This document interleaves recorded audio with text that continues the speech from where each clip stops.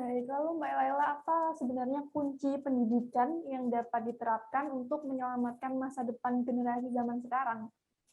Oke, pendidikan yang dapat menyelamatkan generasi sekarang itu yang seperti apa sih gitu ya? Pendidikan itu banyak ya Mbak ya. Maksudnya pendidikan akhlak yang seperti apa? Kita tahu bahwa dalam masa sekarang ini, tuh luar biasa lah, pengaruh-pengaruhnya luar biasa. Apa yang harus dilakukan orang tua gitu ya? Yang pertama menanamkan akhlak mulia sejak dari awal, sejak dari dini, sejak dari kecil. Misal contoh Mbak, jangan orang tua menganggap bahwa apa yang dilakukan anak itu sah-sah saja. Contoh, anaknya mukul temannya, ya kita sering terjadi ya Mbak ya itu ya, mukul temannya. Maaf ya, maklum masih kecil. Ini harus digarisbawahi ini Mbak.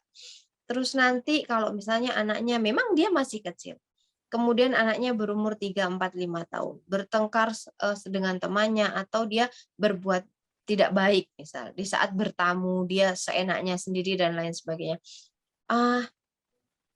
Biasalah, maaf ya dia masih kecil atau yang lainnya. Ini yang harus diperhatikan orang tua Mbak Puput. Jadi pemakluman-pemakluman yang sebenarnya dapat dididik sejak dini ya untuk anak-anak kita itu harus dilakukan. Jadi kan ada sekarang ya beberapa pendapat bahwa anak itu jangan dibilang jangan, tidak boleh atau kalimat-kalimat negatif itu ya. Nah, itu boleh. Itu menurut pendapat beliau-beliau. Tapi kalau menurut pendapat saya, ini pendapat saya Mbak Put.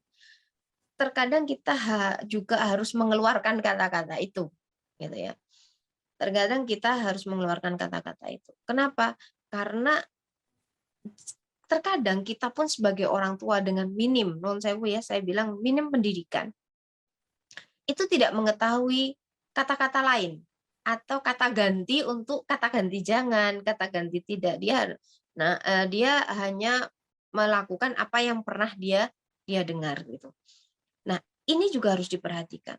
Pendidikan orang tua untuk akhlak, terutama ya, untuk akhlak itu harus menjadi nomor satu. Orang tua yang berakhlak, insya Allah anaknya berakhlak gitu ya. Yang kedua, pendidikan di dalam rumah. Jadi orang tua secara pribadi, orang tua di dalam rumah secara lingkungan itu juga harus diperhatikan. Nah, yang ketiga, lingkungannya harus mendukung, Mbak. Kita hidup di lingkungan yang nuwun sewu, akhlaknya tidak baik. Maka jika pondasi rumah kita tidak kuat, maka anak kita tidak akan baik. Ya.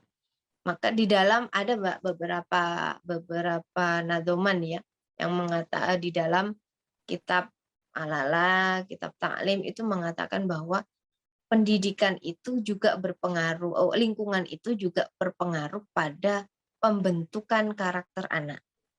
Kita bisa melihat anak itu baik ya, ketika kita melihat temannya itu baik atau tidak. Ya, ketika temannya itu baik atau tidak. Nah, pembentukan itu setelah dari rumah kuat, maka lingkungan juga harus kuat. Lingkungan mana? Lingkungan rumah, lingkungan sekolah.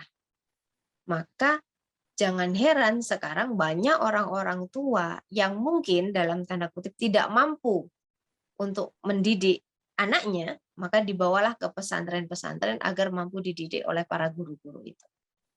Gitu ya. Begitu Mbak Bu. Terima kasih sudah nonton.